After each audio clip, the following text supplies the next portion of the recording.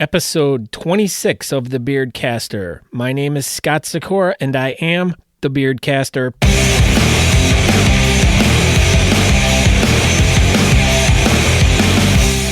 Once again, my name is Scott Sikora. Welcome to a podcast all about beards and mustaches and the great people who live in the community. These are the stories and the adventures from the people who grow them and embrace them. Sometimes there are some really cool and interesting situations that follow those of us with facial hair, from lifestyle to everyday life to the world around us. So why don't you join me today as we dive into some beard stuff, mustache stuff, and pretty much an after-school special today. So once again, my name is Scott Sikora. I am the Beardcaster, and today this is going to be a little bit different of a podcast than I normally have done before. I kind of have been going through a situation lately, but anyways, my grandmother of 101 years old just passed away the other day. And as I was going through the week leading up to her passing away, I got to spend a lot of time with her and talk to her about different things and kind of reflect upon life and stuff. So I thought it'd be interesting to kind of form an episode around that. And what I kind of thought about was, once I was talking to her, was she had such a great attitude about everything. So I thought I'd gear this episode towards attitude and 101-year-old attitude. So that's what today is about. I hope you enjoy. But if you're interested in anything else about what's going on, you can visit my website at thebeardcaster.com. You can find links directly to all my social media, Facebook, Twitter, Instagram, and YouTube. Or you can directly email me at scott@thebeardcaster.com. I'd like to thank, and as this whole ordeal has been going on, I've had such awesome friends. It's not the greatest situation in the world to go through, losing a grandparent, but having her around for 101 years and pretty much my whole entire life, I've got to enjoy her. I've got to be around her. I've got to see so many great things and hear so many great stories about all the great experiences she had. And when you go through a situation like this, you have a lot of friends that, step up and, if there's anything I can do. And, sometimes you just don't know what to do for someone when they're going through a situation like that. And so I had my friend Josh come over and we recorded this episode. Though I call him Bald-Faced Josh because he has the inability to grow good facial hair, but he always has good commentary, and him and I have a good chemistry together. We're good friends, and conversation always ends up being really funny between us. So that's where today went. But in relation to the bearding world, I've met so many awesome people out there, and as I'm going through all of this, I get this little package in the mail, and this thing couldn't have come at the more better time than it did. But I open it up, and in this little bag is this. It's I don't even know how to describe it. I'll take a picture and post it up there. But it is half of a trophy that was won by Charles Abadam and myself at the Bearding Man Beard Competition last year in Shippensburg, Pennsylvania. Now, what had happened is I think there was only two guys that were in the category, so they needed a third contestant because they had a third place trophy. So Charles and I, being judges, we just decided, well, heck, let's team up and we'll go in, and we ended up winning third place. So we kind of joked, we're like, well, here, you take it. And I'm like, no, you take it. And I'm like, well, how about 1 year you take it, then it'll force us to, meet up. And then you can pass it on to me, and then I'll take it for the next year, and we'll just keep going back and forth. So I think what inevitably happened was, I think we even joked about it. I'm like, hey, let's just cut it in half, and you can keep half of it. But I sent it home with him anyways, and I kind of forgot about the whole thing. And so, surprise, I get this thing in the mail, and it's written on the back. It says, from Charles Abadam, 2016 Robert Goulet Memorial Mustache American of the Year to Scott Sikora, the Beardcaster. And he writes, remember when we judged the 2016 Bearding Man competition in Shippensburg, PA, and at the same time we co-won third place for partial beard? Well, here's your half of the prize, my friend, Charles. Now, this just goes to show, I mean, this was the first time I met Charles, and it was like one of those instant like chemistry connection things. He's just an awesome guy, and I don't know what to say. I mean, it just really we bonded really good that weekend. We started a good friendship, and you know, just this whole bearding culture, these bearding competitions, and just you make these great friendships, and they catch you off guard. You know, you don't know when you're going to meet them. You meet them and they change your life, and then at the weirdest times they come back into your life to kind of remind you and to ease you in a way. So I want to thank you, Charles, for this. I mean, like I said, it couldn't have come at a better time to really just make me feel good. So I thank you for your friendship. But let's just jump into this episode. It's a little long, and we started off talking about attitude, and it talks about attitude from kids, from adults, from coworkers, from, you know, all sorts. It kind of jumped all over the place, and I had a plan, and it just kind of went all crazy. But towards the end, I got to spend a lot of time talking about my grandmother and her attitude, and how I felt that her attitude helped her get through everything. So I hope you enjoy, and action. Let's get this started. Dealing with the attitude of... Now, the first, I have beard culture, adolescent, which... is why he's here. Yeah. Work. Show me how to whack. That song is so like 2015. I hate that song so much. I know. So annoying. So bad.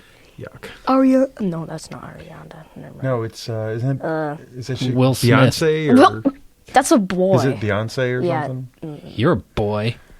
I'd ask Siri, but I don't like her. Drake was dating her. Whatever. Drake was dating her. Who was it? I don't know. Hey Siri, how much wood can a woodchuck chuck if a woodchuck could chuck wood? A woodchuck would chuck as much wood as a woodchuck would chuck if a woodchuck could chuck wood. But if a woodchuck could chuck woodchucks chucking wood, then a woodchuck could chuck wood chucking woodchucks. Woodchucks. Woodchucks. Woodchuck wood. Sometimes I have Siri tell me a dirty joke. I'm not allowed to. Why does your Siri have like an accent? Mine's a male. Man, it's a sir. Yeah, whatever. Siri. Yours is a dude? Mine's a dude. You can change that setting. I did it in the Siri settings on my phone. And you made it a dude? He's a dude. That's kind of weird. She's a dude. Bro. Wouldn't you like to be a dude too? We're all dudes. Dad, can we have pizza? I think dude looks probably like a lady. Dude looks like a lady.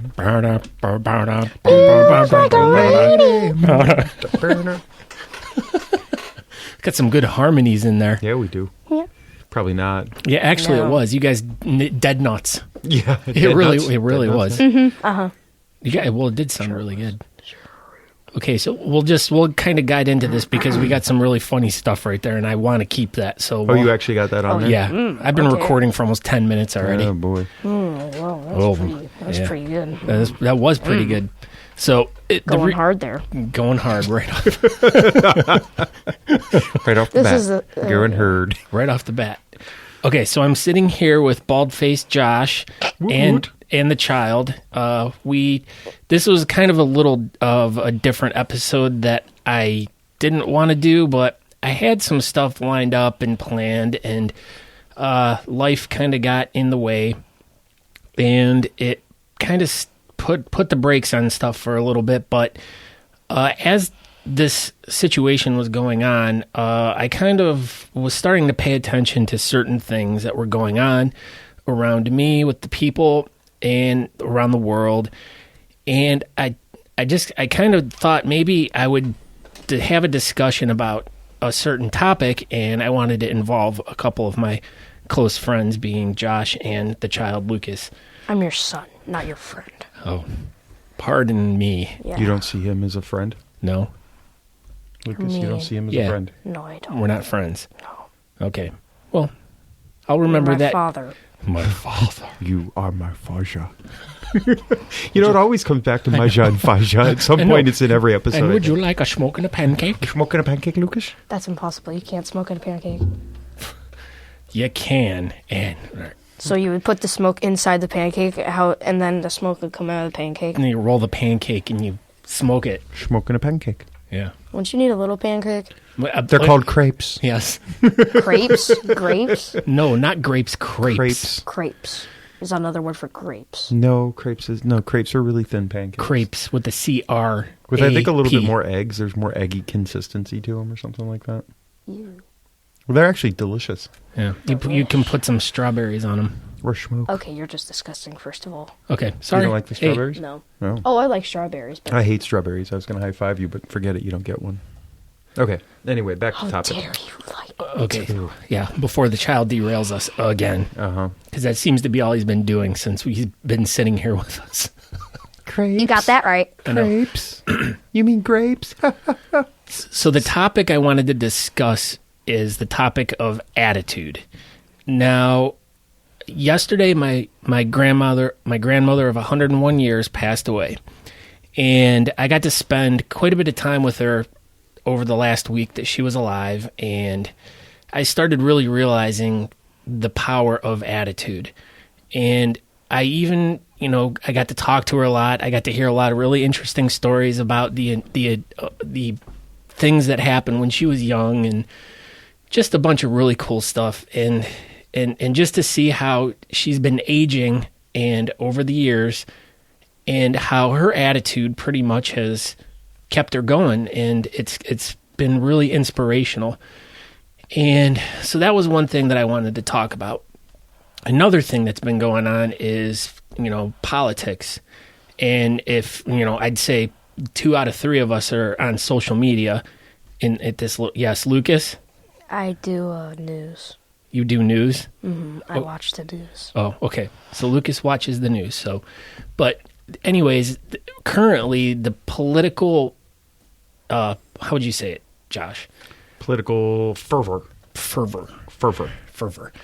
is very toxic, and there is a lot of attitude in there, and it seems to be a lot of negative attitude towards the president. Trump.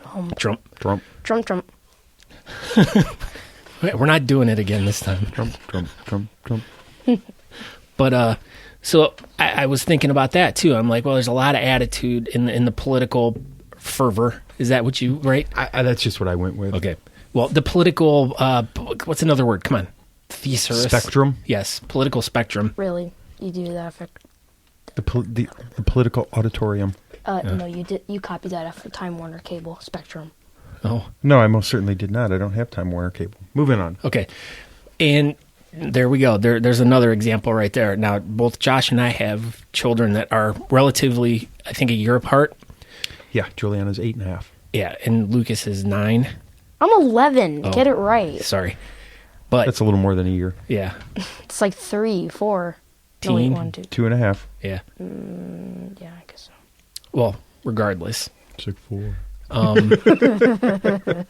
There's another type of attitude that I get to deal with almost on a daily basis, and that is the adolescent attitude. And Josh is his daughter. Don't look at me. Yeah. Well, Josh's daughter is probably starting to go through that change, but The attitude change. yeah, but he also is a teacher, so he gets to deal with tons and tons of attitude all day long from a bunch of adolescent teenagers. Must be fun. Don't touch me. Yeah. What Remind me else? to tell you about the kid that snorted flaming hot Cheetos the other day. Oh.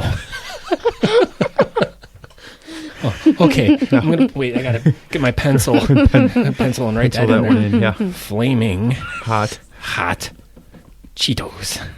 2 E's in Cheetos. Oh, whatever. It's just a quick note. Cheetos. Cheetos. Cheese toss. Cheetos. And that's a squiggle. Hey, come on, man. It's a note. Cheetos. Do you not know how to spell He does not know how to spell Cheetos. How do you not know how to spell that? The Beardcaster is brought to you by Chateaus. Chateaus. Cheetos. Now in new Flaming Hot variety. All right.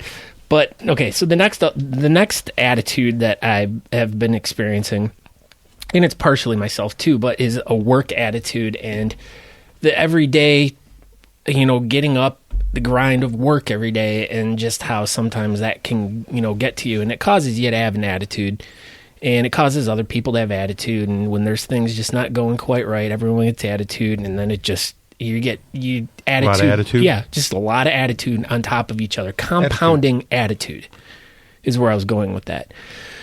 Let me see, what else? Attitude. Oh, well, there's another thing, and this is like a cross pollination of attitude. And this one definitely it tends to go with beard culture and like beard competitions and the guys who compete and stuff like that, but I also have to deal with my wife, who is a bodybuilder now. And so she's going through a change. Yes, just like that, Lucas. She's doing the bodybuilder movement there. She's going through a change? She's going through a lot of change. Okay. But it's because right now she's bulking up. Oh, she's back to bulking? Yes, so she's gained 26 pounds, I believe. Nice. So she's getting big again. And so... dealing with her and her attitude has been quite interesting too, which has been actually kind of really nice. And the attitude of the bodybuilder is very similar to the attitude of a beard grower / beard competitor, but they're way different, of course. I mean, it's similar but different. Similar. Oh, I got to tell you, I just got busted because I found out that I finally found a word that I don't enunciate correctly. Speaking of similar, I was told that I don't say the word comfortable correctly, that it's actually comfortable. Oh, comfortable. Comfortable? Comfortable, yes. Comfortable. That's how you used to say it. I say comfortable. It's comfortable. It's comfortable. No, it's comfortable. Comfortable. I was told it's comfortable. Comfortable. Comfortable. Comfortable. Comfortable. Comfortable. Or comfortable. Yes, or comfortable. Comfort. Anyway, I'm just throwing that out there. Okay. Mm-hmm. Attitude. So let's start with the beard culture. I mean, not that you guys can really speak too heavily on that, but I've been to beard competitions. Okay. I've been to beard competitions. Oh, you've participated in beard Yeah. You've participated in more beard competitions than I have. I have none under my belt. And I've tried, but he just doesn't want to. Why don't you grow a beard or mustache? Because he's part woman. Boy, I don't even know how to. Well, there's a child sitting here, so I would tell him what I tell my kids at school, but it might not necessarily be appropriate. Uh-oh. Yeah. He hasn't hit puberty yet? Nope. I'm hoping to get it sometime soon. I'm going to change, too. It's time to change. Okay. My facial hair looks ridiculous. No, yeah, he's got like he's got this does. like really weird but there was a point when he did grow a mustache. Yeah, and that was did look kind creepy. of funny. I was looking at ice cream trucks at the time. No, my facial hair does not look right. It just doesn't. So. It doesn't? He doesn't try though. Yeah, we could really do something with him. No, you couldn't. Yeah, no. we Nor could. would I want you to. Oh, You can grow your hair more. No, you know why? And here's the bigger factor. Juliana hates facial hair. Oh, you're another one of those guys that. Yeah. My kid doesn't like my beard, so I'm gonna keep it off. Dude, she cried every time she saw she's you a for how many crybaby. years? No, she's not. She hates facial Seriously? hair. Yes. She cried? Yes, Because she loves Scott now. But when she was little, she saw Scott and his beard, and he would like try to like play with her and stuff. She would just go right into No, tear she mode. didn't want to have anything to do with me. No, she. And actually, I was joking around the other day, and I said, I was thinking about growing a beard like Uncle Scott. And she's like, no way, don't you dare grow. No, I hate beards. So, I mean, there you go. Okay. They're so I'm just fuzzy. saying. But you know what that is, though? That's bad beard attitude. That is, and that we have Beards to. have attitudes now? No. No. She has an anti-beard attitude. Okay. Anyway. But so anyways, my point of the beard culture attitude is, at least from my perspective and what I've experienced, is you get a lot of guys that they're going to a competition, and of course they want to look good. They want to, they've spent a lot of time cultivating their facial hair. Cultivating? Yeah. The cultivation of facial hair. But they've spent a lot of time. They've worked really hard to get to where they're at. And, they'll walk in there hey, man, I got this attitude of I'm going to win. I'm going to do good. Yeah, it's an attitude of positivity. It's also an attitude of investment. They've invested time. They've invested money. And you don't spend that kind of time and money doing something if you don't think you're going to get rewarded in the end. Well, but usually for beard competitions, the reward, of course, is the charity work that you're doing. So, but oh yeah, I don't do anything for charity. Oh, no, never. I'm sorry, I don't do anything for free. That's all right. You don't. That's why you. No, that was actually just a joke. Oh. I'm a teacher, dude. I do almost everything in life for free. Yeah, he teaches the youth of America. Yeah, something like that. But no. Anyway, go ahead. But my whole point is you have to have a good attitude, whether or not you're going in there. You got guys that have little beards. You guys got guys that have big beards. You got all different types of beards, and there guys that have no beards. Yeah, and there might be 20 guys in a category, and there's a guy that just has an amazing beard, but yet that guy might have an attitude of, well, you know what? I don't really care. His beard might be better, but I'm glad to be here. I'm having a good time. I'm doing this for a good purpose. I think that's your attitude. I don't think that's everyone's attitude. Yeah, I was pointing at you because you think that. Yeah. Well, you do it for the right reasons. I'll give you that much. But, man, I think there's a lot of people that hate losing. Well, yeah, of course. And so your attitude, I don't know. I would say that there's an attitude of showmanship in the ones I've been to. But a lot of those guys, there's also an attitude of arrogance, and that's where I go back to what I said before. Like, attitude and arrogance go hand in hand. I'm not saying that beard people are arrogant. I'm saying that anything you invest time in, any hobby, anything that you're good at, that you're going to invest heavily into it because you do know that you're good at it. Do you think a peacock is arrogant? That's how they get chicks, dude. Or is it the other way around? That's how they get dudes. I don't know. Which ones are the colorful ones in peacocks? I think the colorful ones are... The peacocks. Are the girls, right? Mm-hmm. Yeah, right. So that's how they get dudes. So you'd say... Or is it vice versa? I don't really know how that works. No so the female peacock is... Or is it the male peacock? Arrogant. I don't know. Ask Siri. No. I don't know. Hey Siri, which peacock is male or female peacocks with bright feathers? I don't know. Let me look it up.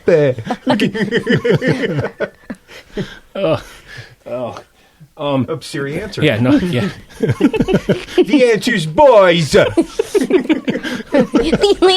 Andrew Dice Peacock. Hey. Oh.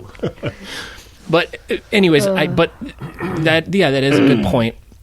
But I'm sorry. My only point is if we're, I mean, like you're in the organizational standpoint of it, and I think a lot of people are into it for the fun. They do enjoy the charity. A lot of the people that you hang out with do enjoy the charity. But I'm just saying, cultures of anything where people compete, whether it's in bearding or in sports and athletics or any of that stuff. I mean, you go there to win.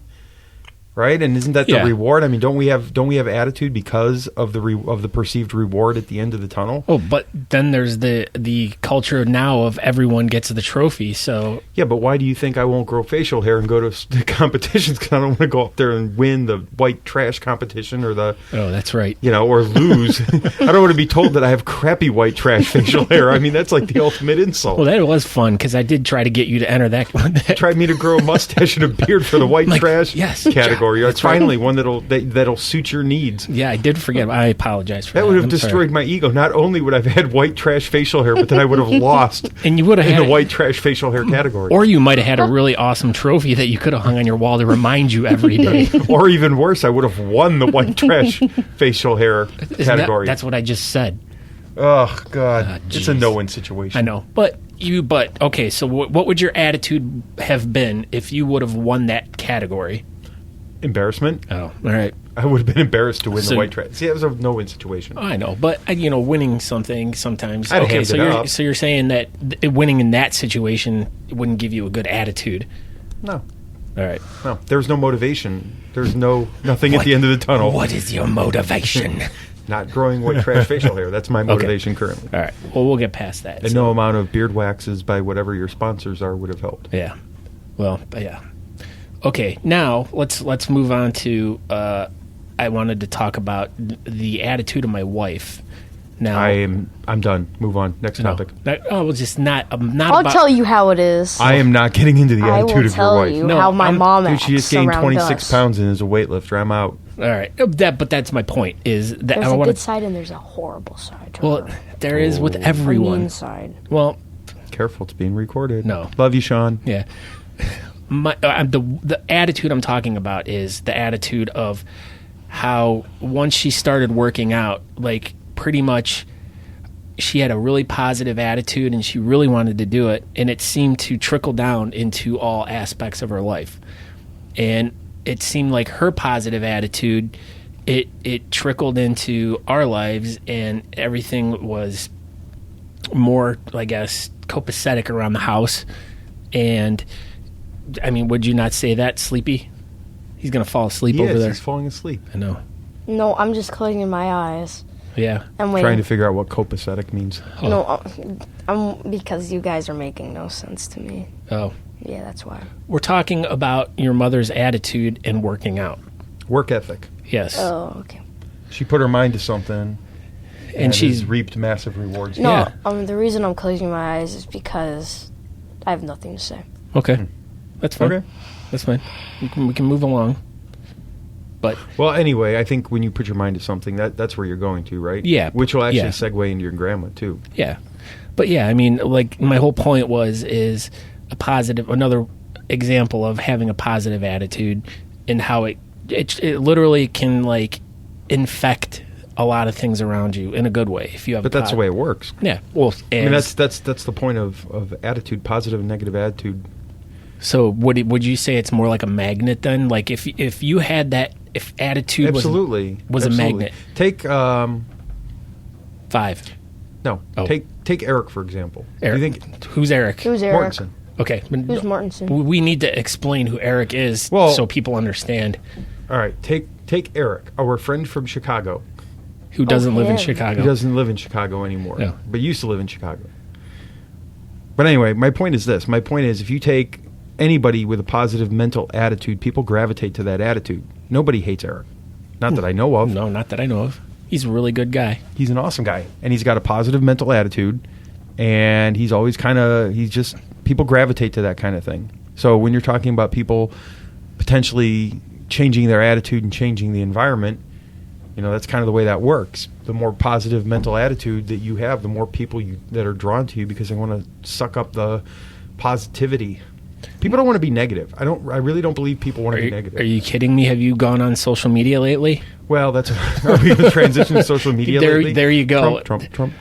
Now that takes you right. I mean, that's a perfect segue right into that. Well, okay. Now there's your other one. I mean, what annoys you about social media right now? It's the drain of the garbage that you have to read about all these people that are protesting and all these people that are pissed, and that's not positivity. That's attitude that'll drag you down because if you read enough of that stuff, you'll go crazy. Well, I mean, in just literally a week of him being president, it just seems like everyone's attitude is, I have not seen any good. I really have not seen any good posting, any good information. Who's or posting anything. it though? I'm just saying. Because there's not a lot of people. Fox isn't posting a lot that I've seen. Trump's not really posting a ton that I've seen. The Republicans are just now starting to post some things that I've seen, but a lot of it's like CNN and CNBC and The Onion, and like New York Times and Washington Post, and it's all just destroying everything he's done. I think he's been the most proactive president of our life. I don't necessarily. I don't know. Things scare me, but the truth is, and here's your attitude with Trump. I mean, he's going in there with I'm going to change crap attitude. I'm going to fix things. I'm going to I'm now in charge. I'm going to fix things the way I want them fixed.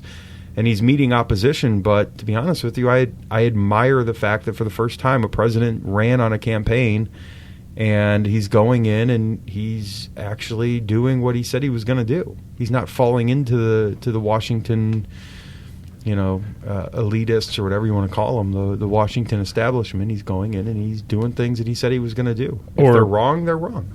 At least he's doing what he said. Lucas thinks he's part of the Illuminati. Well, he probably is part of the Illuminati. That's probably a true statement. So there you go. Yeah. Pretty soon, all the secrets will be unveiled, and they'll find the treasure at Oak Isle. Yeah, and finally. What's that? You got to watch the show Curse of Oak Isle. Oh, yeah, it'll be a pay-per-view special too, I'm sure. Of course. I don't want to read paper. Please no. Well, there's a generational gap. Yeah, right there. Well, what are your views about the political arena right now? As you're sitting there staring at me with the deadest look on your face, like adolescent attitude. Yeah, with the adolescent attitude. Somebody at this table is too cool for school. See if you can identify them by their lack of discussion. And go. Well, that Josh. No. That is incorrect. Try again. Scott. No. Wrong. Okay. This table. This table, yes. This table has attitude. It has the attitude we have given it. In a wonderful plot twist, we've included Lucas only because we need to demonstrate attitude. Yeah. Continue. And I give great attitude. Yes, you do, my friend. So anyway, what's your take on Trump? What do you think of the wall? Because he's already instituted the wall. I don't mean the Pink Floyd. I know. That's what I'm like, yeah. I was surprised that he was actually going to do it. Well, we don't know if he's going to do it or not.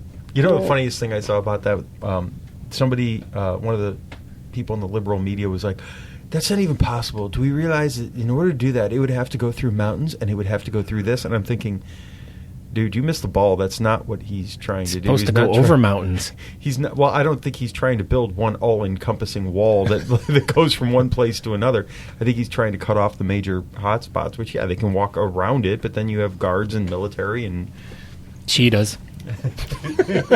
Cheetos. How like big is it supposed to be? Like 7 million miles. No, I mean like tall. 8 feet. I don't know. Just 8 enough. feet? Seriously, someone can jump over it. A gazelle. Well, they have to make sure that like wildlife can get around it and over it and stuff, because the animals from Mexico are legally allowed to be in the United States. Yes, chupacabra. Yeah, chupacabra has invaded into Texas. Yes, but they put little holes at the bottom, like the mouse holes at the bottom of the fence, so they can just go right under there. Yeah. Them and the armadillos. They're allowed. The rattlesnakes, they can go. They dig underneath. They dig underneath this. They're going to dig under the wall. They don't have any arms. They dig with their teeth. Armadillos don't have arms? No, snakes. Oh, yeah. Yeah. What? Yeah. How do you think they dig holes? Yeah. Snakes live in holes. How do you think they dig holes? Yeah. Like under the... Well, they don't have arms, but they got to do it somehow. They burrow. It's called they burrow. Burrow. That makes no sense. That is... well, that's a term you'll learn once you get older. Yeah. Oh, now he's pulling his eye open. I know. Boy, he's really got some attitude right now. Yeah, he does. Yeah. What's causing your attitude? I'm not doing anything. Yeah. Hey, when I tell... Okay, so this is how this all unfolds. Like, hey, Lucas. You're moving too much. I know. Just scooting around. No, geez.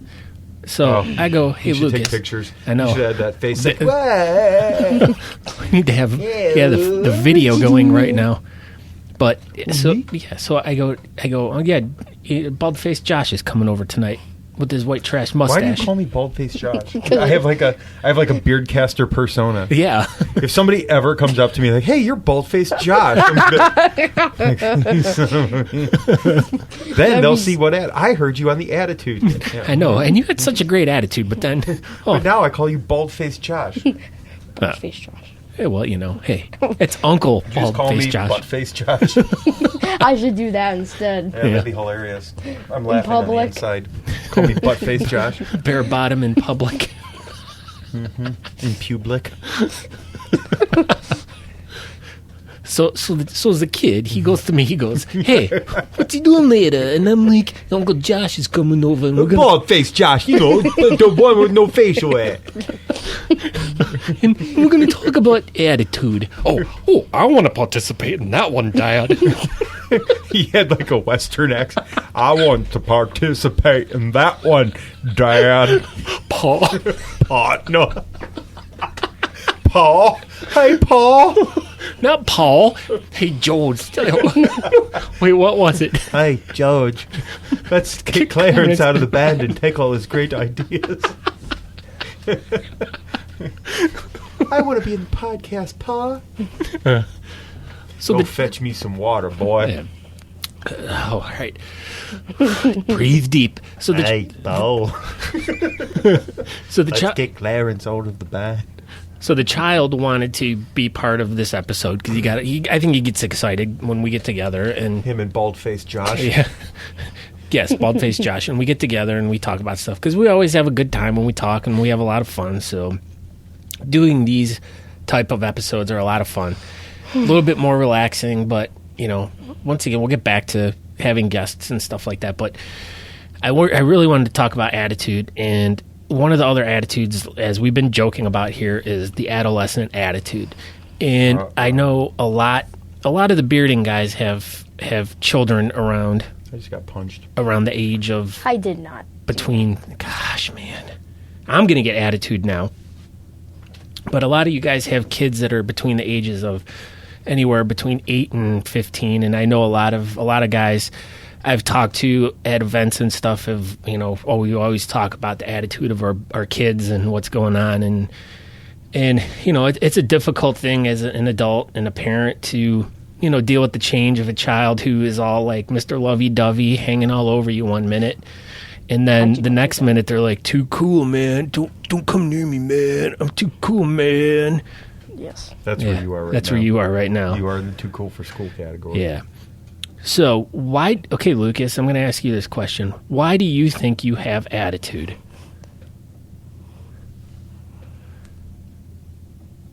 Good answer. Yeah. I didn't even What say aggravates anything. you? Yeah, why are you aggravated right now? I'm not. You're fidgety. I know. Well, I've always been a fidgety person. Yeah. When No, but what aggravates you? Okay, at school, typical school day, what aggravates you? When are you most likely to look I at can your teacher answer. and How be about like, this? The lunch ladies, right? The yes. lunch ladies.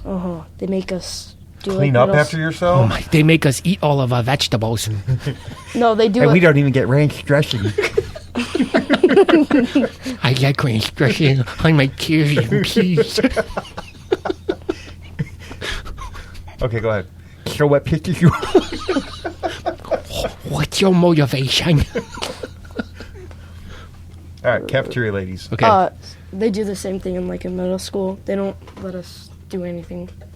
So they have to. So what happens is they go into the lunchroom and they sit there. They're not allowed to eat their lunches. They're not allowed to talk. No ranch with your carrots. Ew. I'm kidding. I like ranch with my carrots. Okay, I'm gonna go devil's advocate on this one because I happen to know a certain person that does cafeteria stuff. Yes. The cafeteria lady. Go ahead. Let's go. And it's actually the disrespect and the lack You just watch him roll his eyes. It was funny. and the lack of following directions. Yeah, I was going to say that. An inability. Adult speaking. Yes. The lack of ability to throw garbage out, the mouthiness, the throwing food at people, that seems to get you guys in trouble. I bet you another one is like, hey, they try to throw their garbage into the garbage can like they're shooting a 3-pointer. Do you do that? yeah. And then we miss it, and then we don't pick it up. Yeah, because that's appropriate. Do we maybe see where they might get a little angry? Oh, this is a good segue into Flaming Hot Cheetos. Yes. Okay. So don't forget that. Okay, yes. go ahead. Where were we? You were The part where you weren't paying attention and listening. Yes, that part. So do you think that the attitude of the lunch lady is wrong? If they get upset at you No, guys. she's just mean upright. I mean, All right. Is that why you give her attitude, because she's mean? well, if there's a reason that we're getting in trouble for no reason, then yeah. Have you ever gotten in trouble for no reason? Literally. Yes, I have. I mean, Tell us the story now. No. Why not? I'm not going to. Why not? because there's a Because- reason. Does it have something to do with tipping Okay, a cow so at the over? cafeteria, I was being really stupid, and I put my lunchbox on my head, being like a doofus. Okay. And then I got in trouble Well, I didn't have to sign in and all that. Okay. So I got in trouble, and so I went to go throw my trash away, and my friend said, come sit down with me, and I can't do that. And I looked back, and the same person that got me in trouble thought that I already had sit down, and she said, come here, let's see where you end up. No names. It's all right. My teacher. Murkers. Yes. I'll edit that, but yes. My teacher, she's like, well, yes, you did that. I'm like, no, I didn't. She's like, you sit down right now. Oh, my. Yes, it happened. So your teacher had attitude, too. Yes. Oh, wow. It's like... And I had attitude when I said that. You could probably... Yeah, I could guess, because Yes. I know when you do have attitude. Now, So, okay. Now, Joshua, you are... We're debating. Yeah.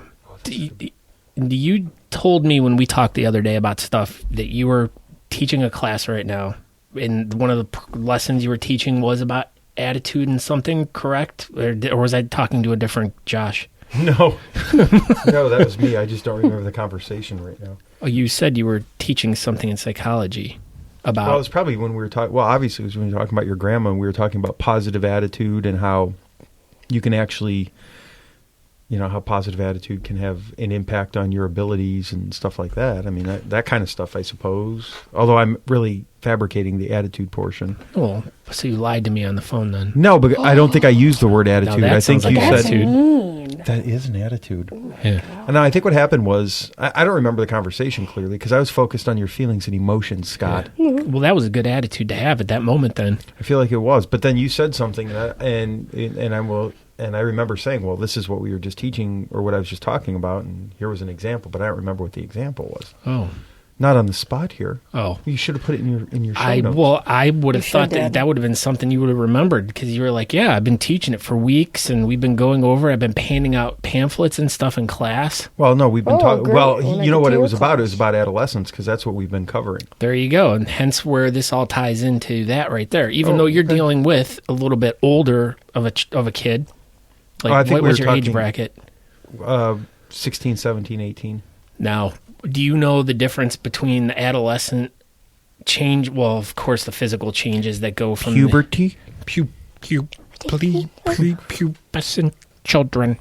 Adolescence. But the difference between a child his age, like definitely he's getting ready to go. Hi, yes, we're talking to you. What's up? What's up?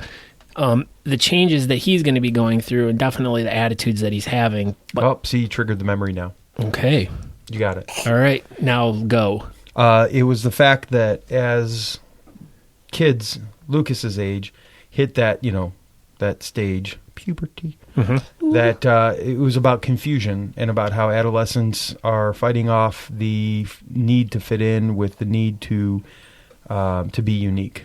And so at Lucas's age, there's a huge draw to fit in. I am unique. Well, you are unique for sure.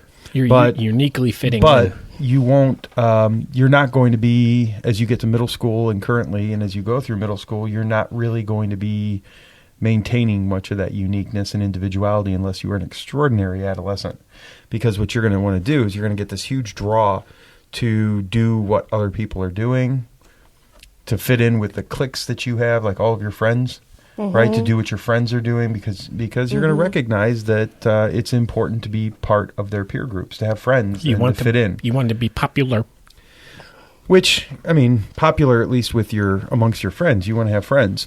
Well, and I then have you're all gonna, friends from Hamden Park. which will help you. That's going to put you at a huge advantage once you get to middle school because you'll know a bunch of kids Yeah, from will. different schools. Yeah. But you're going to get pulled in different directions, and you're going to you're going to probably, because most likely, this is what adolescents do, most likely they go with the group as opposed to being individualistic. But then once they get to, and this is where our conversation actually was, there's a lot of talking for not remembering something. I know. But once you reach like the age of the kids that I have at high school, they don't really care quite as much anymore. They've become their own person, and that's part of growing up. Is at first you kind of branch away from the family, and you go more towards your peers, more towards your friends. I already do that. Yeah, and you want to hang out with your friends all the time, and right. And Juliana does the same, and she's 8, But then eventually, once you get to a certain point, you're going to see that your friends aren't always making the correct decisions, or they're not always making decisions that you like. And then there reaches a point where you just like, you know what? I am who I am. I got my friends. Yeah. And how you develop an attitude. You develop a positive self-esteem and a positive mental attitude towards yourself. I do. I have a positive attitude all the time. Yes. Well, okay.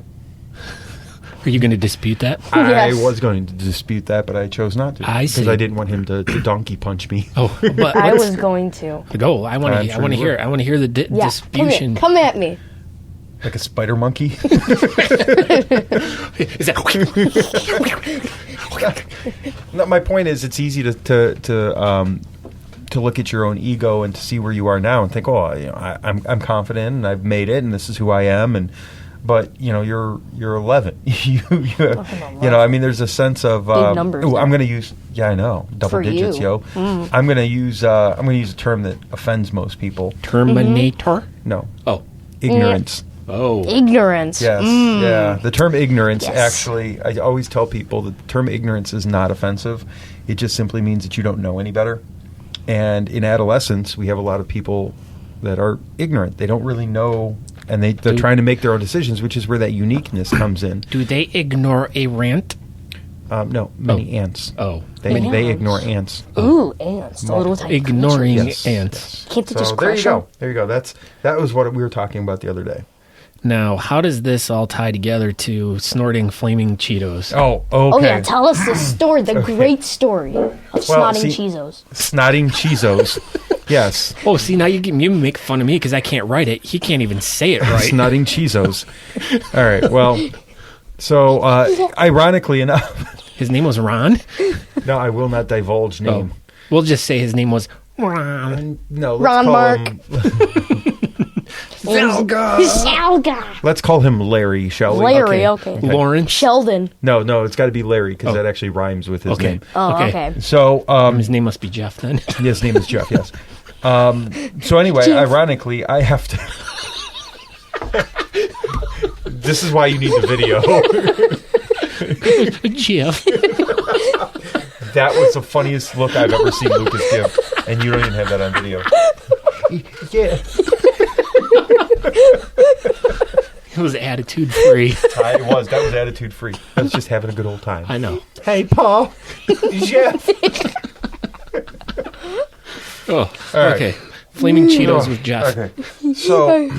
So Jeff was in the cafeteria, and I should tell you that one of the things I have to do is actually monitor the cafeteria. So this is why when you were like, "Oh, cafeteria people," I'm like, "Oh, hell no," because I have to get ninth graders to pick up garbage after themselves every day, and I get tons of attitude. All the "I do it. It's not fair." We make me pick it up. I didn't even touch it. That's not even my ranch dressing. Exactly. That's not fair. That's not my ketchup. All right, dude, just pick it up, please. But anyway, so there's this group of freshmen that we had to move. Oh, gazelles. Oh, Yes, we had to move them. Assigned seating. Well, just We for have the assigned small seating. It Well, yeah, but sucks. we don't. It's just this group was so bad. The one time they took an apple and dumped it in ranch dressing, and then threw it at another kid. That's awesome. No, it's not. That's the straw. No, that's disrespect. You know what that is? Bad attitude. That is an ignorance. And so they've gotten in trouble. They've gotten lunch detentions. They've gotten written up. They've gotten all kinds of good stuff. So finally, they have seats right under the cameras so that we can see everything that they do. And the other day, Jeff, we'll call him, which really has literally nothing to do with his name, but you guys want to call him Jeff, so we'll call him Jeff. So anyway, so he's Bob Joe. He's pounding on the table like he's got his head down, like in his arm, and he's just pounding at the table like he just heard the funniest joke he's ever heard. And there's flaming hot Cheeto dust all over the place. And I went over there. I'm like, Jeff, what happened here? And his friends are like, he just snorted flaming hot Cheetos. And I'm like, Jeff. I have to keep calling him Jeff, and this is totally not the right name, so it's confusing. Okay, Larry. Larry. I'm like, Larry, you might want to go blow your nose. He's like, And he like gets up and he goes to get some napkins and he blows his nose, and then a couple seconds go by and I look and he's got napkins shoved up his nose and he has tears coming out of his eyes. So I went over to the principal and I'm like, hey, all right, hey, principal. I'm like, I've never had to. What's in the picnic basket? What's in the picnic basket? I've never had to do this before, so I'll just ask you what your advice is. What are we supposed to do with a kid that snorts flaming hot Cheetos and or cheese toast? And so he laughed, and then he's like, you might want to escort him to the nurse and make sure he's okay, because this reminds me of last year when a handful of the freshmen thought it was funny to bring in ghost peppers and pass them around. And we had all kinds of kids that were eating ghost peppers and ended up throwing up in the nurse's office. That's hot. Yeah, spicy. So we went to, so I escorted him down, and then after that he was to meet with the administration to discuss decision-making. Jeez. And so as we were walking down, I looked at Larry, and I'm like, dude, are you an idiot? And he looks at me, he's like, apparently so. And that's the flaming hot chest toast story. Wow. Well, and later it started, because I told that story in my classes, because it was just remarkably Did they weird. laugh? Oh, yeah, they thought it was hilarious because they're upperclassmen. So they're like, oh, my God, what an idiot. And then finally, a couple of the kids in the class were like, oh, I know who that was. I'm like, well, come on. Larry. I didn't say it was Larry. It was Larry. And I'm like, I'm not going to tell you who it is. I'm like, you guys can do it. And so, of course, they can't hold their secret. Mm-hmm. So they went ahead and told everybody who it was. And then I'm like, how do you even know this? And this is actually, there we go. Here's the punchline. Get ready for it. Okay. Mm-hmm. Uh-huh. And so the punchline is they knew it because on the bus, like a day later, he was snorting goldfish, crushed up goldfish. The crackers? Yeah. And so somebody made a comment about him snorting goldfish, and he's like, oh, it's not as bad as the flaming hot Cheetos. So apparently we have this idiot that needs to snort his crackers. Food. Yes. So then the next day I went up to him and I told him, I said, hey, Larry, the pizza you're eating, it goes in your mouth, not up your nose. And did he give you attitude?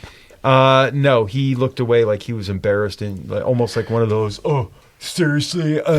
See, so I guess that is attitude. Yeah, I guess that was attitude. Yeah, giving you what? attitude. He did give me attitude. Yeah. Ooh, go smack him. But most of the attitude with the high school kids comes from embarrassment. They don't want to be embarrassed. They don't want to be, as soon as they stand out in any way, shape, or form, which is, again, that battle between uniqueness and peers. Mm-hmm. All goes full circle. I know. Well, We'll get there, too, one day. Yeah. Ooh. You'll be hopefully not Snorting. That's what we learned from this story. Do not snort crackers of any kind. Or chest toast. Or chest toast. Any baked goods.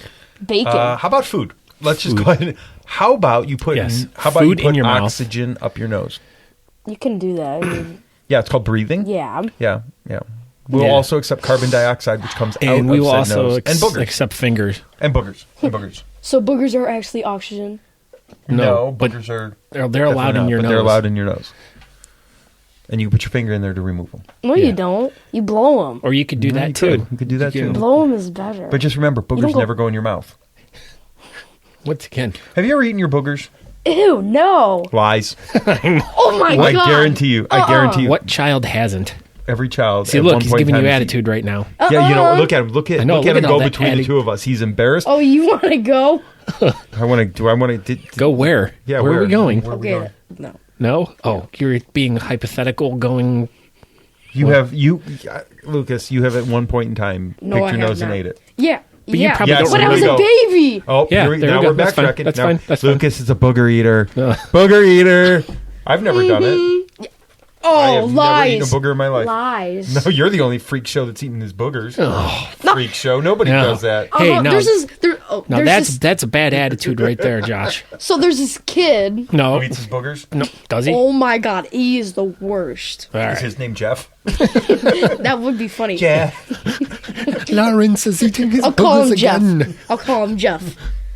Okay, So so his name is Larry. He's dipping his boogers in ranch dressing. so My Jeff. booger's going ranch dressing. So Okay, Jeff. sorry, Jeff. So what he does is that when he thinks no one is looking, he goes like this, wipes on his shirt.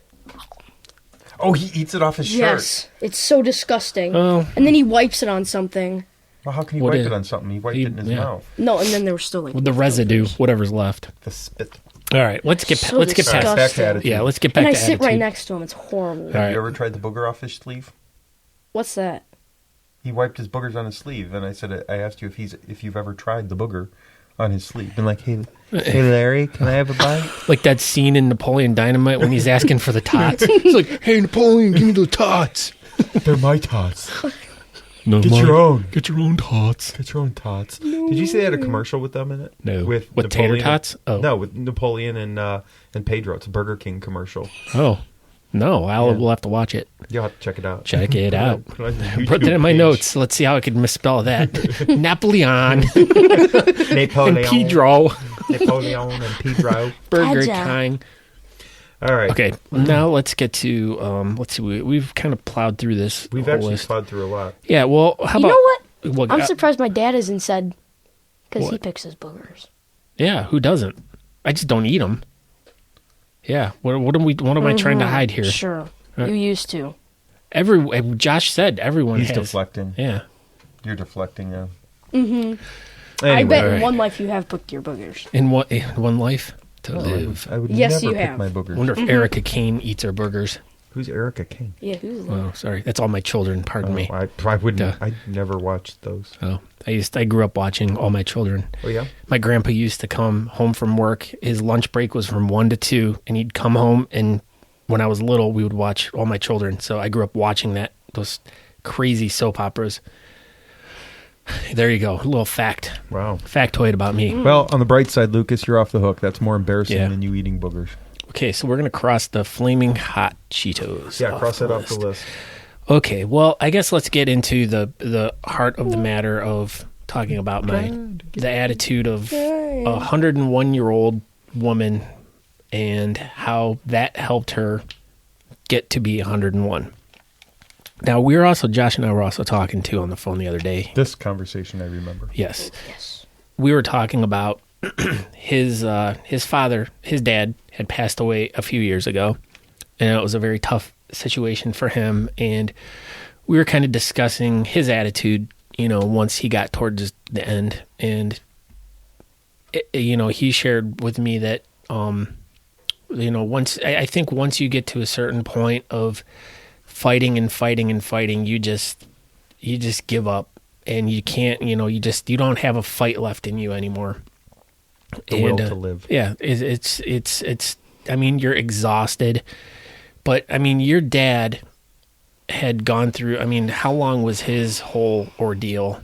Like about 6 months. Oh, 6 months. Yeah. All right. Well, he had stomach surgery, and he had been shot when he was really little, and he had scar tissue. So he had one that's right. surgery. Oh, can you tell that story? Do you want me to tell that story? Yes, All I right. remember this story, and I remember being good. Now that you. Well, we'll call my dad Larry. Okay. Spaghetti. Spaghetti. So my dad, he was walking down the street, and he jumped. This guy jumps out, and he's like, spaghetti. Spaghetti. So my dad grew up in New York. I was going to go with the Goodfellas. Okay, thing. go. Okay, do it. No, it's not. Oh. But anyway, no, they grew up in the UP, in the Upper Peninsula of Michigan, and they were big hunters and all that kind of stuff. And so they and were his out. dad had a killer mustache too. Yeah, he did, actually, which is ironic because I can't grow facial hair. And you've seen my brother's mustache, and Yes. I ain't nothing to write home about either. No. But anyway, so, but they were big hunters, and they were going out squirrel hunting, and they brought the rifle in, put the rifle down, and it shot, somehow misfired or else shot whatever, ricocheted, the bullet ricocheted and hit my dad in the stomach. Oh. So that was when he was really little. And he had Did he still have the bullet in him? no, I don't think so, but he had a huge scar Oh. on his stomach. See, if I was your dad, I would have told you that I had appendicitis and I had my appendix removed when I was little. No, not the way he was. It was like But a of course, badge of honor. the whole thing about him that it was accidental didn't come out until much later. Oh. Because I remember when we were little, I think he was pissed at my uncle for some reason. He's like, "Hey, your uncle shot me." Oh. And so I had this weird image my entire life of what actually happened. But anyway, long story short, so it was scar tissue from you. He always had stomach problems and stuff like that. Like drank Maalox like it was water. And once he got older, I remember him coming back from California because he'd moved to California. He drove back, convinced he was dying. This is when I was like in 7th or 8th grade. And he came back convinced he was dying because he had all these stomach problems. Went to the hospital. And they said, well, we can either operate now or we can operate, or you can put this off until you can't deal with it anymore. Well, in the meantime, he was big into smoking and, cigarettes, of course, but he smoked a ton and his body was just garbage. And so he went in to have the surgery. And the first surgery he had, I think, was in February.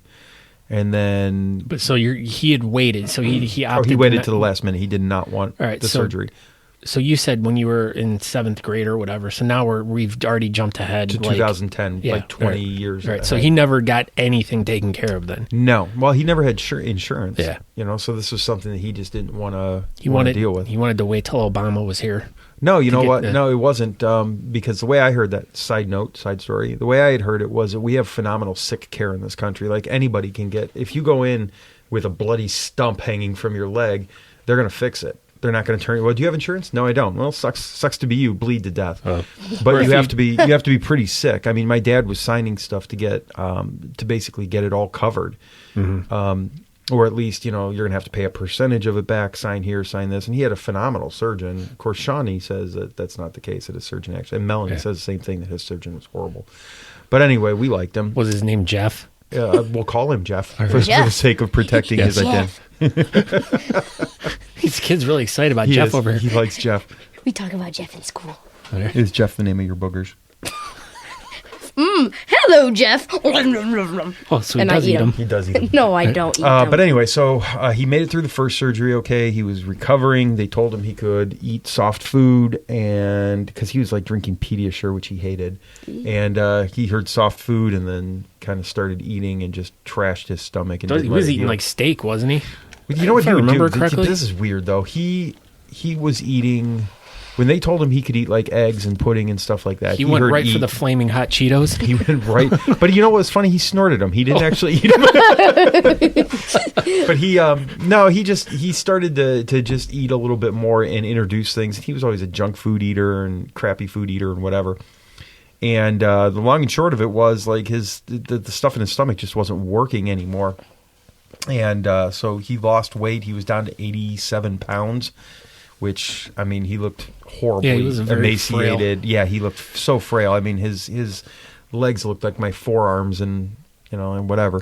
And so they went back. The doctor, Jeff, basically told him, he's like, well, what the hell did you do to yourself? You were doing so well and all this kind of stuff. And my dad was in such a depression at this point that's when we come back to the attitude thing. He was just like, well, I don't care. And he started this, I'm going to die and all that kind of stuff. And then they went through and had another surgery, but nothing took.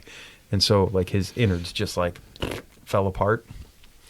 So basically his stomach turned into like Jell-O. And in case you've ever tried to suture Jell-O, it doesn't hold stitches very well. No, it does not. That's why they have the adhesive glue now. Yeah, but even that, I mean, nothing was going to work, at least according to this whole thing. So anyway, long story short, that's what happened. But it was, I mean, you go back to this whole attitude thing. The minute he decided that he was done, he just gave up. The nurse would come in. How you feeling today? Horrible. 1 to 10? Oh, about an 8, because he knew it would get him morphine and stuff like that. And I'm convinced he died more of a morphine overdose than anything else, because I was in there and literally watched him die, and it was... nothing I care to ever do again. How did that make you feel, like knowing that he just had that piss poor attitude about? We were all angry. We were so pissed at him because we would tell him too. We'd be like, "Why are you doing this to yourself?"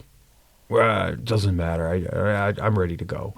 And that's why I said when we started talking about this podcast, it's like, look, the positive mental attitude will keep you alive, but when you give up, you're done. Yeah. And I'd use the example of my grandfather, too. My grandfather fought lung cancer for an entire year. And he found out he was diagnosed terminal. They tried all the treatments and stuff, and they're like, there's nothing we can do. We can either send you home or you can go to hospice. And he said, send me to hospice. I'm ready. And he was gone a week later. And we actually went in that day hoping to hear good news. And a week later, he was gone. And the same thing. It was just, I think it was a morphine overdose, but I mean, he was ready to go. He didn't want to fight anymore. And so I've always believed very fully, and this will take you to your grandmother, when you want to live, you can fight, and you can fight just about anything, but the mind is so strong and depression is so strong, you can only fight so long, and then once it's like anything. If you don't think you can do something, you give up.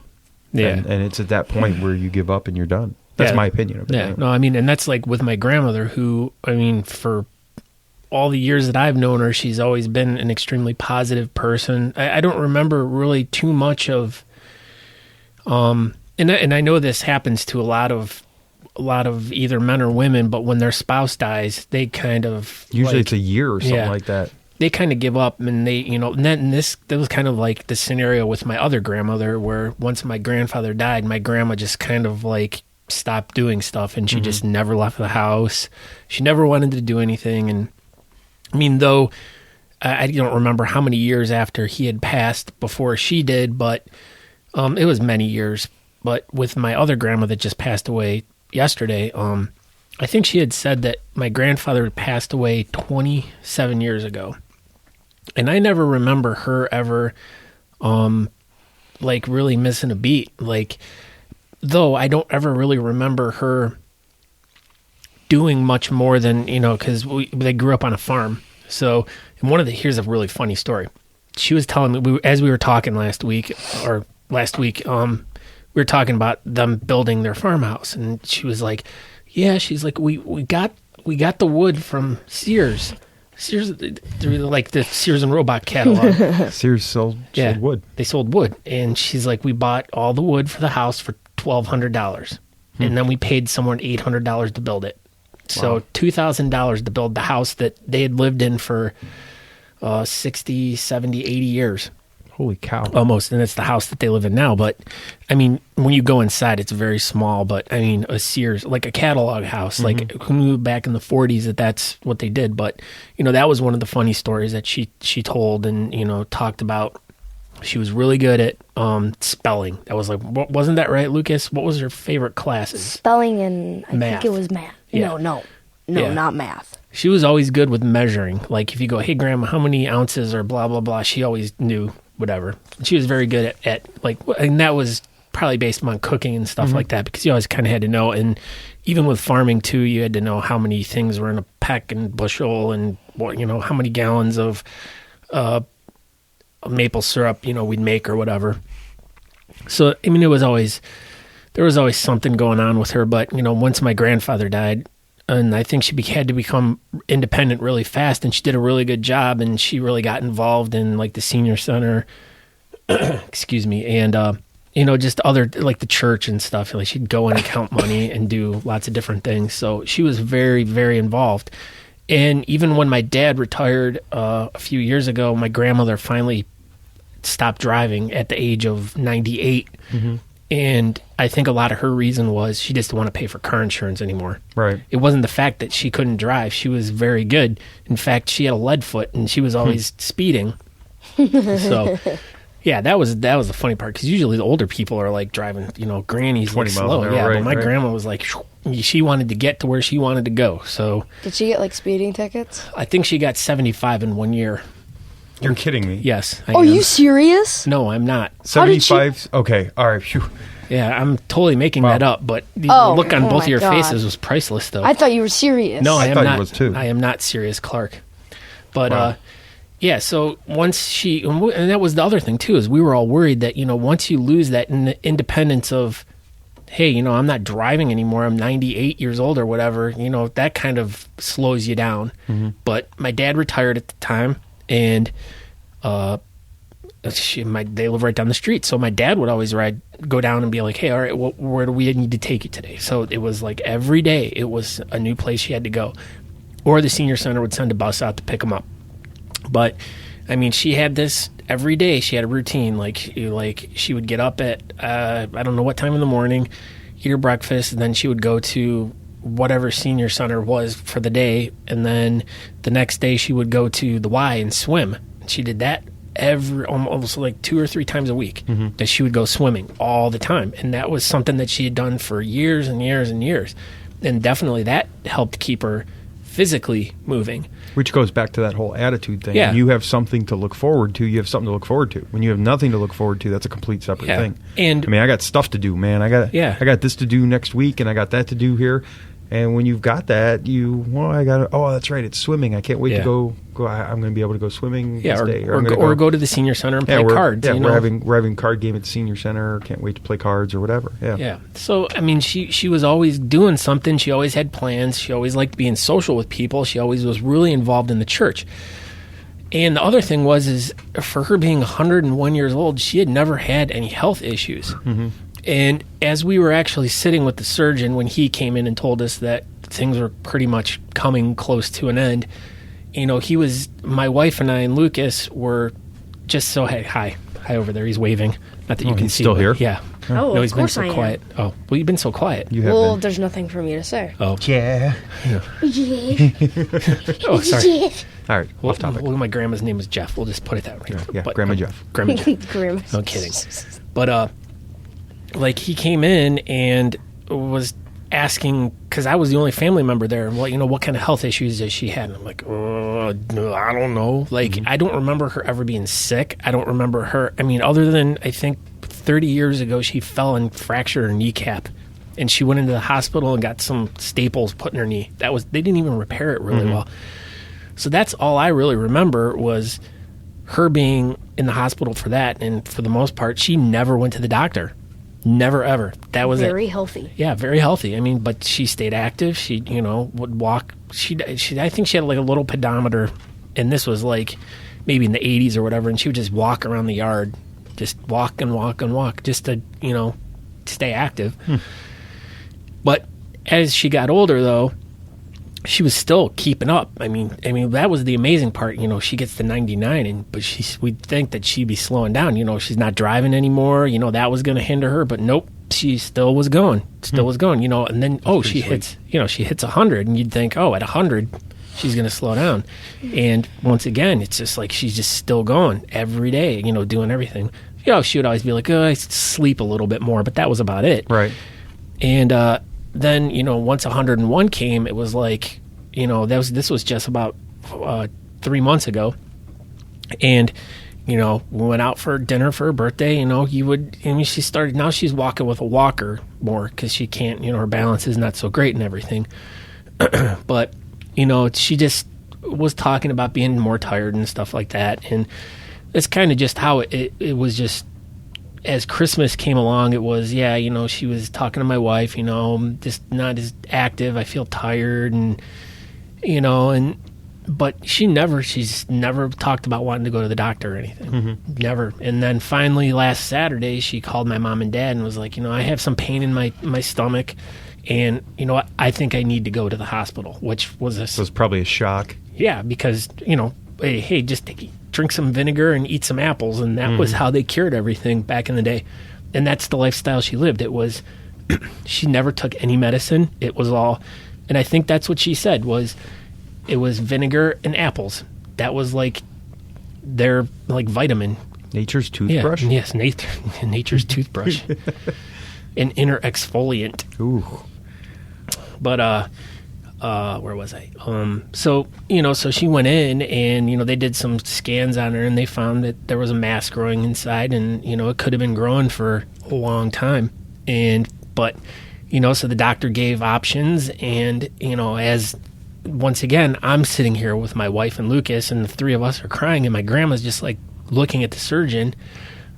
And, it's either you can do this and this is what's going to happen. It's going to be excruciating, painful. You might not make it. Or we can do this and it's going to be discomforting or blah, blah, blah.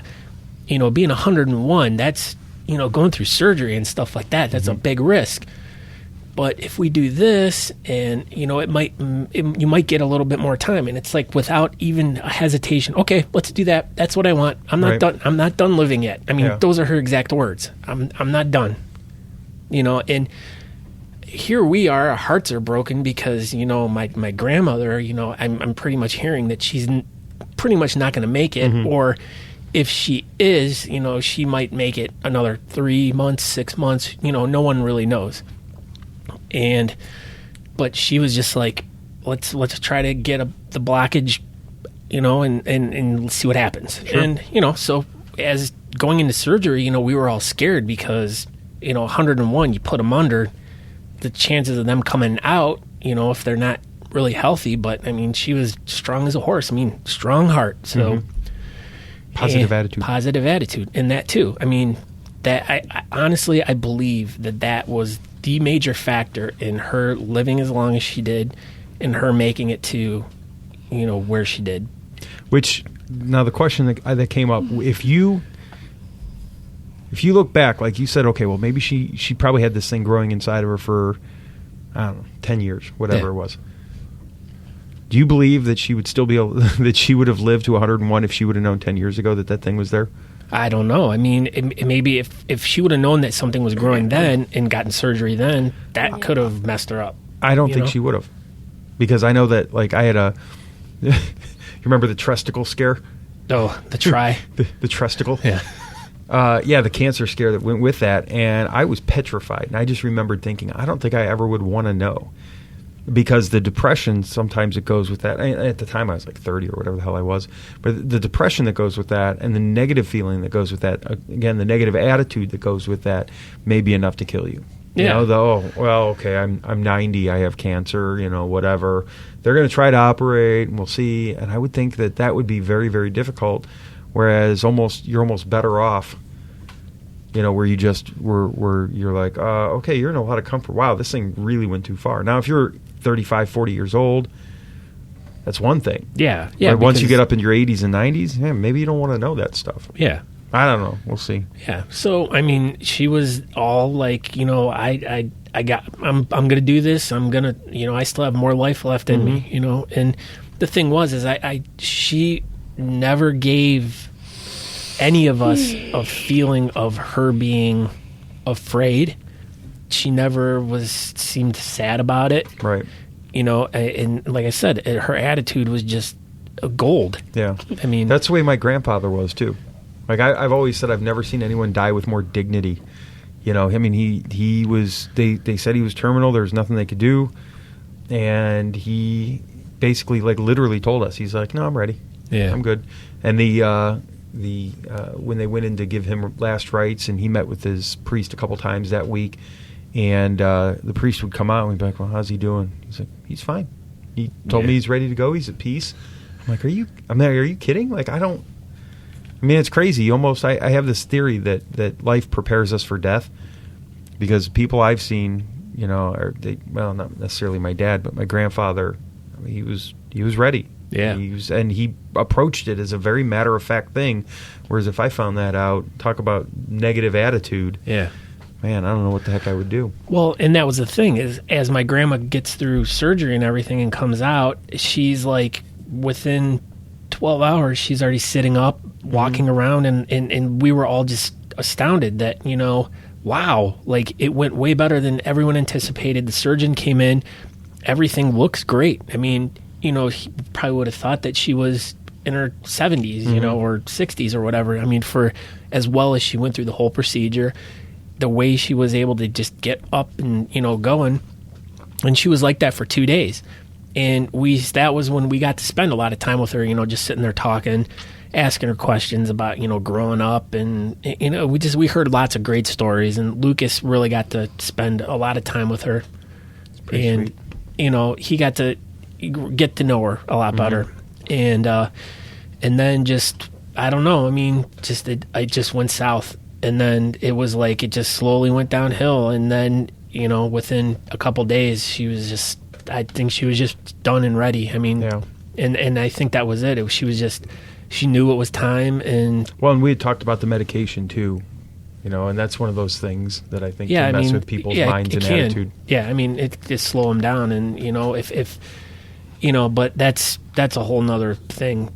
But I mean, I know she got to a point where she was just like, she fought hard enough, and she's just like, I'm ready to go. Yeah.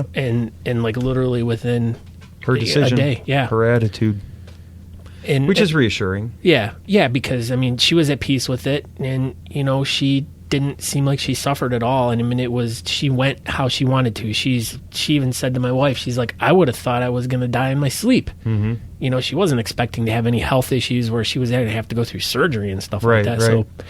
So, I mean, but she had that little surgery at the very end, but she ended up dying the way she wanted to. She died in her sleep, and we were all with her up until a couple hours before she died. So, but the whole point of where I was going was it was just the whole 101 years of positive attitude, and how many horrible situations she probably went through in her life, or how many bad things that happened, but she was able to just be like, okay, move on and keep going and be positive and be happy and raise a healthy family. And do you think that the things she went through allowed her to develop a positive attitude? I mean, you're talking about 101, so you're talking about being born in 1915? Yes.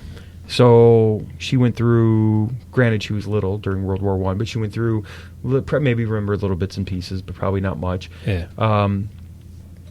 The Great Depression. Yeah. She went through World War II. The whole Red Scare thing. Every negative thing that happened from probably 1925, 1930 on, she probably remembered. And all of that negative, crappy stuff that she lived through, I would think would have developed a positive attitude to, hey, I made it through this. I mean, crap, I made it through the Great Depression. I'm pretty sure I can make it through, a sore knee. Yeah. Well, and here's another funny thing, too, is she never drank alcohol. So that's another good thing until we introduced her to Jell-O shots when I think she was around 90. Well, this isn't so bad. Oh, my sister made them one time, and she was just like, we're like, Grandma, there's alcohol. I don't. Give me another one. I know she had a lot of them, but I don't think she got drunk or anything. But it was always the big joke when my sister would make Jell-O shots. Watch out, because Grandma was going to come and get them.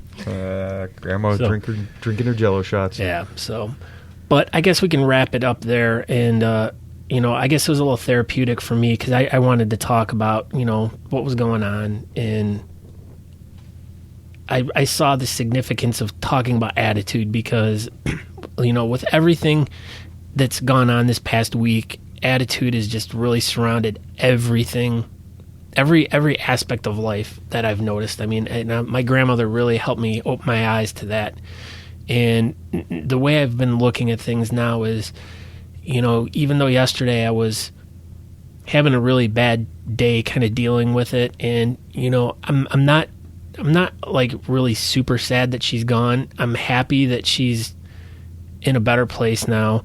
It's, the dealing with the aftermath of it, the dealing with, arrangements and all that stuff. And, though you're slightly prepared, it puts a lot of taxing, stuff on my parents and, the rest of the family and stuff like that. And that's the stuff that I feel like I'm more dealing with now. And yes, Lucas, you have something to say. Did you ever meet her? Mm-hmm. Yeah, a handful of times. Did you? No? Oh, yes, you did. You can answer. I'm trying to remember the last time I think I met her. She was over when we were drinking scotch on the back porch. Yeah. I think she'd come over for like a picnic or something like that. And I remember I'd met her also at the couple of years ago when your parents did clam bake. Yeah. Yeah, she was always She was at your parents' house quite a bit. Yeah. Well, she lived right down the street. Mm-hmm. And we always involved her in everything that we did. I mean, right. Yep. So, but yeah, the worst, I was dealing with that yesterday, and, I just sat there and I'm like, I can sit here and be all shitty about this and have, just be like, hey, I know, watch my mouth, right? No, I don't really care. No, I know you don't. Filth, flarn. I know. Filth. But, poop coming out of your mouth. Poop. You got carrots with ranch dressing. Ranch dressing. Jeff and his ranch dressing. But so I am trying to take away something good from this whole thing, and I really definitely want to work on my attitude, because I know I can have a bad attitude at times, and I know that it can go. You can talk, please. Yes, I mean, you can. I know. Unlike Lucas, he never has a bad adolescent attitude. Okay. Picks his boogers and eats them. Yeah. Josh, this could be construed as a form of bullying, Yeah, why you What's gotta that? be a bully? You're Because I have a negative attitude. Oh. How's this cyberbullying? You're sitting a foot and a half away from me. You're using the microphone. It's technology. Oh, technology driven. You're cyberbullying me. Stop it. I'm going to tell the principal Only on if you. you're self-conscious as a booger eater. I don't pick my boogers and eat it. Well, then it shouldn't bother you. Okay. Should it? Yeah. And we have learned many different lessons today. Exactly. So Lessons. Yep. Yeah, it was like school. You had like a school tonight. But not like the cafeteria. No. Glad. Because you didn't have an assigned... Oh, I guess you did have an assigned seat. Yeah, because I told him he can't move. That's right. And you also told him a couple times he shouldn't drink. Yeah. But This was like the cafeteria. This is I know. exactly like the cafeteria. I know. He did everything I told him not to do. That's true. Cheetos. Ches toss. Chestos. So, okay, we'll wrap it up on that. But, for all of you guys out there, keep a good attitude because it's... My grandmother was a great inspiration to me to really work on my attitude. And, if you want to have a better life, if you want to live longer, be positive and fight hard for the things you believe in. And I guess on that, live long and prosper. Word You got up. that. Got Word that. up. Word up. Any do any of you guys have any closing comments or statements? And Lucas, go. Good night. Good night. Wow. Good night. Wow. Good night, Cleveland. Oh, once again, another thing I told him not to do. Do not talk loud. He just goes and does it. I did He's not like mean to. he's like all willy-nilly with everything. I did not mean to yell. I will close All right. Yes, on you a will note. close. Well, and then you can say On something Jeff. else. I Okay. should say something about Jeff. I don't want to say anything about Jeff. Jeff, but he's my To friend. piggyback off of what you said, I think the in what I've learned in my 42 years. Yes, that's right. That's right. Yeah, 40. Okay. The power of positive attitude is it'll, if you don't have a positive attitude about stuff, you're gonna get bogged down. It's so easy to fall into depression and sadness and kind of a woe is me attitude. And I think the people that I've met in my life that are the most amazing people, and I'll throw my mom out there. My mom's one of the most amazing people. I don't know anybody that dislikes her, and I've never heard her say a negative thing about anyone. So attitude doesn't only I know. fall I heard into... her say something pretty mean about your brother once. Yeah, I've never probably. even seen your mother. But the point is, negative attitude drags you down, and I don't think that she just doesn't have a negative attitude. I can't even imagine the scenario where, somebody would struggle in terms of liking my mom or something like that, or anything like that. And positive attitude doesn't just affect longevity, but it affects the way you're perceived, the way you see yourself, and all that kind of stuff as well. Well, yeah, because nobody wants to be around someone with a bad attitude. Yeah, but how many of us are bogged down with people that surrounding ourselves with people that do have bad attitudes? Well, Like my ex-wife. And apparently facing Hannibal too, and Murdoch. Yeah, there you go. There you go. I didn't realize that. Bad attitude Baracus. I know. That's right. Or was it bad attitude or bad ass? That was bad attitude. Oh, yeah. No, the second one is better. No, I it was know, bad but- attitude. Yeah. The BA stands for bad attitude. He even said it a bunch of times in that show. Yeah. Do you know what his last name was? You just said. B.A. Baracus. I What? did say that? Yeah, you said Oh, I did. bad Well, attitude see, there you go. Baracus. He wasn't paying attention. What? See, because he has an attitude like he Still knows doesn't- yeah, everything. Yeah, look who knows Oh, look everything at about me. the A-team. I'm an A-team expert. See, now I look like he's going to get all mad. He does look mad. Like he's know. got an attitude. I know. He looks like he's got a negative attitude, like an angry attitude. You do know that we are messing with you. Yes, though, I right? know. All right. I know And- you don't eat your boogers.